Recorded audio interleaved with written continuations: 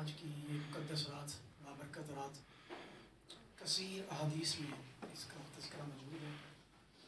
قرآن مجید کی کچھ آیات ہیں سورۃ الدخان،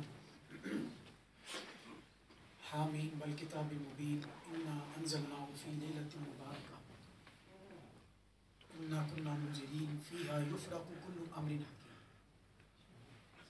ان آیات میں یہ سورۃ الدخان 25واں پارہ یہ سورت ہے، اس کی جو ابتدائی آیات ہیں اس میں لیلۃ مبارکہ کا ذکر ہے، برکتوں والی رات۔ اس برکتوں والی رات سے کیا مراد ہے؟ تو یہاں مفسرین کرام کے دو قول ہیں۔ ایک قول یہ ہے کہ اس لیلۃ مبارکہ سے مراد لیلۃ القدر ہے، یعنی رمضان مبارک کی جو آخری عشرے میں جو رات آتی ہے طاق راتوں میں وہ مراد ہے۔ اور مفسرین کا ایک دوسرا قول جو ہے وہ یہ ہے کہ اس لیلۃ مبارکہ سے مراد شعبان کی 15ویں شب ہے، جس کو ہمارے ہاں شب برات کے نام سے جو ہے وہ یاد کیا جاتا ہے۔ اور پھر آگے اس رات کی خصوصیت یہ بیان کی گئی فیہا یفرق کل امر حکیم، کہ اس رات میں اللہ تعالیٰ آئندہ سال کے جو بندوں سے متعلق جو امور ہوتے ہیں، ان کی حیات، ان کی موت، ان کے رزق، ان کے خوشی اور غم کے جو معاملات ہیں، ان سے متعلق جو امور ہوتے ہیں اور معاملات ہوتے ہیں وہ اللہ تعالیٰ فرشتوں کے سپرد کر دیتا ہے۔ ڈیوٹیاں لگا دی جاتی ہیں کہ فلاں فلاں شخص کے آئندہ سال جو رزق کے یہ معاملات ہوں گے، اس کے مقدر میں رزق اتنا ہے، فلاں فلاں شخص کی موت وارد ہونی ہے، فلاں فلاں شخص پر یہ بیماری آنی ہے، یہ غم، یہ پریشانیاں، فیہا یفرق کل امر حکیم، اس میں ہر حکمت والے امر کا جو فیصلہ کر دیا جاتا ہے اور وہ معاملات سپرد کر دیے جاتے ہیں۔ اب یہ بات اس 15ویں شب شعبان کی جو ہے مختلف احادیث میں موجود ہے۔ میں آج آپ کے سامنے دو حدیثیں پیش کروں گا جو آج کی شب سے متعلق ہیں، اور ایک اور حدیث ہے جو ایک خاص تحفہ ہے آج آپ سب کے لیے میری طرف سے، جو میں نے بہت پہلے اس حدیث کو میں نے مطالعہ کیا تھا، تو سمجھیں کہ آج وہ آپ سب کے لیے ایک تحفہ ہوگا، وہ بھی انشاءاللہ وہ ہماری زندگی کا ایک نصاب ہے، سلیبس ہے ہماری، وہ ایک حدیث پاک ہے مختصر سی، تو وہ ایک سلیبس ہوگا ہماری آئندہ لائف کے لیے، زندگی کے لیے۔ تو میں حدیث پاک کو پیش کروں گا تو اپنی گفتگو کروں گا۔ تو یہ پہلے وہ آپ دو حدیثیں، آج کی رات یہ اللہ تعالیٰ سے کہ پاک بارگاہ میں گڑ گڑانے کی، رونے کی، معافی مانگنے کی، اپنے ایک ایک گناہ کو یاد کر کے اللہ تعالیٰ سے معافی مانگنے کی رات ہے، اور پھر آئندہ زندگی کے لیے منصوبہ بندی کرنا کہ میں نے آئندہ زندگی کیا کرنی ہے۔ جو زندگی غفلت میں گزرے گی سو گزرے گی، اب آئندہ زندگی جو اللہ تعالیٰ نے جو بقیہ زندگی مجھے عطا فرمائی ہے اس کے بارے میں جو ہے وہ میں ایک پلان تیار کروں، منصوبہ بناؤں کہ اس کو میں نے کیسے اللہ کی یاد میں، اس کی اطاعت میں، اس کی فرما برداری میں گزاروں۔ تو سب سے پہلے تو اس رات سے متعلق جو حدیث پاک، ایک حدیث پاک سنن ابن ماجہ شریف کی حدیث پاک ہے جو میں آپ کے سامنے بیان کرنے جا رہا ہوں، اور اس حدیث کے راوی ہیں امیر المؤمنین حضرت سیدنا علی المرتضیٰ شیر خدا کرم اللہ وجہ الکریم۔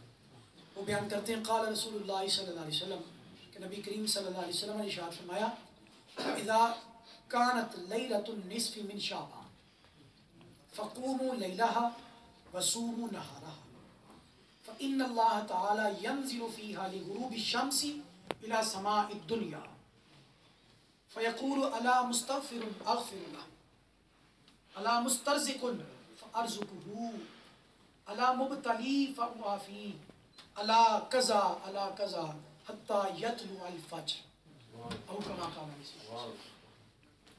آقا علیہ السلام نے فرمایا کہ جب شعبان کا نصف آتا ہے، 15ویں شب آتی ہے، شعبان کی 15ویں شب آتی ہے، تو حضور نے دو باتوں کا حکم دیا۔ آپ نے فرمایا فقوموا لیلہا، جو شعبان کی 15ویں شب ہے وہ اللہ کی عبادت اور بندگی میں بسر کرو، وہ اللہ کی عبادت اور بندگی میں بسر کرو۔ آج ایک پہلو یہ بھی پایا جاتا ہے کہ شب برات کو بالکل لا یعنی اور بے معنی بھی قرار دیا جاتا ہے ہمارے معاشرے میں۔ اب تو فیس بک پر بھی اور یوٹیوب پر بھی بہت ساری ویڈیوز پھیلا دی گئی ہیں جس میں یہ تاثر دیا جا رہا ہے کہ شب برات کی کوئی حقیقت نہیں، اس رات کی کوئی حقیقت نہیں، اور یقین جانیں ایسی چیزیں دیکھ کر سن کر انتہائی دکھ ہوتا ہے کہ مخلوق کو بجائے اللہ کی عبادت کی طرف، اللہ کی یاد کی طرف بلانے کی بجائے کسی بہانے سے وہ آئیں تو صحیح اللہ کی بندگی کی طرف، عبادت کی طرف، تو لانے کی بجائے الٹا انہیں دور کیا جائے۔ اب دیکھیے یہ سنن ابن ماجہ شریف کے حدیث پڑھ رہا اور راوی دیکھے کون سا امیر المومنین، ان سے بڑا کوئی راوی ہوگا؟ حضرت سیدنا علی مرتضیٰ شیر خدا کرم اللہ وجہہ وہ بیان کر رہے ہیں اگر اس رات کی کوئی حقیقت نہ ہوتی تو حضور اس طرح نام لے کر باقاعدہ کیوں فرما رہے ہیں فقوموا لیلہا؟ ٹھیک ہے، آپ نے یہ تو نہیں کہا یکم شعبان کی رات کو قیام کرو، 2 شعبان کی کرا، نصف کا ذکر کیا اور فرمایا فقوموا لیلہا، کہ اس کی جو نصف شعبان یعنی 15ویں شب جو ہے اس کی رات کا قیام کرو، وصوموا نہارہا، اور آگے جو 15ویں تاریخ ہے شعبان کی اس کے دن کا روزہ رکھو۔ باقاعدہ آقا علیہ السلام نے تعلیم ارشاد فرمائی، تلقین فرمائی کہ 15ویں شب کی رات کا قیام کرو، اللہ کی عبادت میں اور اس کی بندگی میں بسر کرو، وصوموا نہارا، اس کے دن کا روزہ رکھو۔ اور پھر ساتھ ہی اس رات کی فضیلت حضور خود بیان فرما رہے ہیں، فرمایا اس رات کی فضیلت یہ ہے کہ فإن اللہ تعالی ينزل فيها لغروب الشمس، کہ جیسے ہی سورج غروب ہوتا ہے اللہ تعالیٰ آسمان دنیا پر اپنی شان کے لائق نزول اجلال فرماتا ہے، اپنی شان کے لائق اپنی رحمتوں کے ساتھ وہ نزول اجلال فرماتا ہے، آسمان دنیا پر جلوہ گر ہوتا ہے۔ اور یہ جلوہ گری کس لیے ہوتی ہے؟ حدیث پاک کے لفظ ہے فَيَقُولُ أَلَا مُسْتَغْفِرٌ أَغْفِرُ اللَّهُ، اللہ تعالیٰ آسمان دنیا پر اپنی رحمتوں کے ساتھ اپنی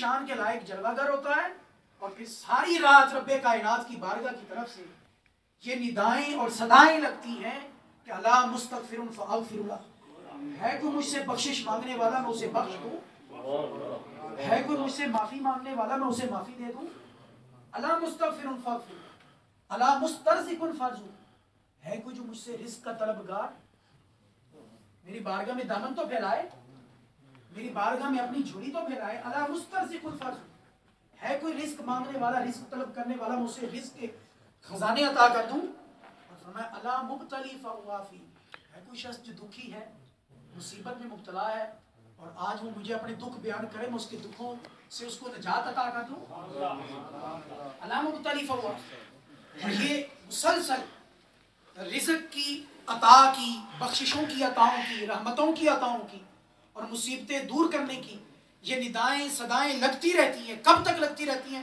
حدیث کے لفظ حتی یطلع الفجر، طلوع فجر تک رب کائنات کی طرف سے مسلسل بازوبان حال یہ ندا لگتی ہے کہ ہم تو مائل بکرم ہیں، کوئی سائل ہے۔ نعرہ تکبیر، اللہ اکبر، نعرہ رسالت، یا رسول اللہ، ہم تو مائل بکرم ہیں، کوئی سائل ہے، راہ دکھلائے کسے کوئی راہ نہیں۔ آپ یاد رکھیں دنیا میں آپ کسی سے مانگتے ہیں، ایک بار مانگے، 2 بار مانگے، 3 بار مانگے، وہ کتا جائے گا، کیا تو میرے پیچھے پڑ گیا، ناراض ہو جائے گا۔ رب کائنات کی شان یہ وہ ایسا کریم ہے، ایسا کریم ہے، اس سے جتنا زیادہ مانگا جائے وہ اتنا ہی زیادہ خوش ہوتا ہے، اس سے جتنا زیادہ مانگا جائے، بلکہ اس کی شان یہ حدیث کے لفظ ہے، سنن ابن ماجہ کی حدیث پاک ہے کہ من لم یسأل اللہ یغضب علیہ، جو اللہ سے نہیں مانگتا، جو اللہ کی بارگاہ میں سوال نہیں کرتا، دعا نہیں کرتا، اللہ اس سے ناراض ہو جاتا ہے۔ وہ تو ایسا کریم ہے کہ دنیا میں ہم کسی سے 1 بار 2 بار 3 بار مانگے وہ اکتا جاتا ہے، جان چھڑاتا ہے، لیکن رب کائنات کی شان یہ ہے کہ اس سے جتنا زیادہ مانگا جائے، جتنا زیادہ مانگا جائے وہ اتنا ہی زیادہ خوش ہوتا ہے، اتنا ہی زیادہ خوش ہوتا ہے، بلکہ وہ تو نہ مانگنے پر ناراض ہوتا ہے، وہ تو نہ مانگنے پر۔ ایک اور حدیث پاک ہے ان ربکم حی کریم یستحیی من عبدہ اذا رفع یدیہ ان یردہما صفرا، فرمایا تمہارا رب، آقا علیہ السلام نے فرمایا تمہارا رب بڑا ہی حیادار ہے، بڑا ہی کرم فرمانے والا ہے، بڑا ہی کریم ہے، یستحیی من عبدہ، فرمایا وہ اتنا حیادار ہے کہ وہ تو اپنے بندے سے بھی حیا فرماتا ہے، وہ تو اپنے بندے سے بھی کس بات سے حیا فرماتا ہے؟ حدیث کے لفظ ہے اذا رفع یدیہ ان یردہما صفرا، جب بندہ اخلاص کے ساتھ، عشق اور محبت کے ساتھ، ندامت اور شرمندگی کی کیفیت کے ساتھ اللہ کی پاک بارگاہ میں دعا کے لیے ہاتھ اٹھاتا ہے تو حدیث کے لفظ ہے اللہ تعالیٰ اس بات سے حیا فرماتا ہے کہ میں اپنے بندے کے ان اٹھے ہوئے ہاتھوں کو خالی لٹا دوں، اللہ اس بات سے حیا فرماتا ہے۔ حیا فرمانے کا مطلب کیا؟ اللہ کا یعنی اللہ فرماتا ہے کہ میری غیرت کو یہ گوارا نہیں، میری رحمت کو یہ گوارا نہیں کہ میرا بندہ میری بارگاہ میں ہاتھ اٹھائے اور میں اس کے ہاتھ کو خالی اٹھا دوں. نہیں، اس کی طرف سے تو یہ صدائیں اور یہ ندائیں لگ رہی ہیں کہ بندے آ تو صحیح میری بارگاہ میں. تو 24 گھنٹے جب بھی میری بارگاہ میں آئے گا تو میری رحمت کے دروازوں کو کھلا ہوا پائے گا. میری رحمت کے دروازوں کو کھلا، میری رحمت کا دروازہ 24 گھنٹے کھلا رہتا ہے گناہ گاروں کے لیے. جب بھی آؤ گے تو میری رحمت کے دروازوں کو کھلا ہوا پاؤ گے. تو ایک حدیث پاک یہ، اب دیکھیں اس میں کتنے واضح لفظوں کے ساتھ اس رات کا بھی ذکر ہے، اس رات کی عبادت اور بندگی کا بھی ذکر ہے، اور اللہ تعالیٰ کی بارگاہ سے بالخصوص خصوصیت کے ساتھ رحمتوں کے نزول کی بات ہو رہی ہے، بخششوں کے نزول کی بات ہو رہی ہے، اور رزق کی عطا کی بات ہو رہی ہے، اور مصیبتوں سے نجات کی بات ہو رہی ہے. اور پھر ایک اور حدیث پاک، اور اس یہ بھی حدیث پاک ام المومنین اماں جی حضرت سیدہ عائشہ صدیقہ عتیقہ سبحان اللہ، رضی اللہ تعالیٰ عنہ سے مروی ہے. سبحان اللہ. وہ بیان کرتی ہیں، کہتی ہیں کہ ایک رات میں نے نبی کریم صلی اللہ علیہ وسلم کو اپنے بستر میں گم پایا، آپ بستر میں موجود نہیں تھے. تو کہتی میں حضور کی تلاش میں نکلی، میں حضور کی تلاش میں نکلتی، تلاش کرتی کرتی میں نے حضور کو جنت البقیع میں پایا. میں نے حضور کو جنت البقیع میں پایا. کس حال میں، کس کیفیت میں؟ حدیث کا لفظ ہے کہ آقا علیہ السلام آپ نے اپنا سر انور آسمان کی طرف اٹھایا ہوا، اپنا سر انور آسمان کی طرف اٹھایا ہوا ہے اور اللہ کی پاک بارگاہ میں دعائیں اور التجائیں کر رہے ہیں. تو اماں جی فرماتی ہیں کہ مجھے دیکھ کر آقا علیہ السلام نے فرمایا کہ عائشہ ان اللہ تعالی ینزل لیلۃ النصف من شعبان. کتنے واضح لفظ، لیلۃ النصف من شعبان الی السماء الدنیا فیغفر لی اکثر من عدد شعر غنم کلب او کما قال علیہ السلام. فرمایا اس میں بھی وہی الفاظ، فرمایا کہ بے شک اللہ تعالیٰ شعبان کی 15ویں شب کو آسمان دنیا پر نزول جلال فرماتا ہے، اپنی شان کے ساتھ، اپنی رحمتوں، اپنی شان کے لائق اپنی رحمتوں کے ساتھ جلوہ گر ہوتا ہے. اور فرمایا فیغفر لی اکثر من عدد شعر غنم کلب. اس رات اللہ کی رحمتیں، اس کی رحمتوں کے دریا یوں بہ رہے ہوتے ہیں اور اس کے دریائے رحمت میں یوں جوش ہوتا ہے. فرمایا قبیلہ کلب ایک قبیلے کا نام ہے، وہ بکریوں کی تعداد کے اعتبار سے بڑا مشہور تھا، وہاں کی بہت زیادہ بکریاں وافر مقدار میں. فرمایا قبیلہ کلب کی بکریوں کے بالوں کی تعداد سے بھی زیادہ اللہ تعالیٰ اس رات اپنے بندوں کو بخش دیتا ہے. نعرہ تکبیر، نعرہ رسالت. نعرہ تکبیر، پہلے نعرہ تکبیر لگائے، نعرہ تکبیر، نعرہ رسالت.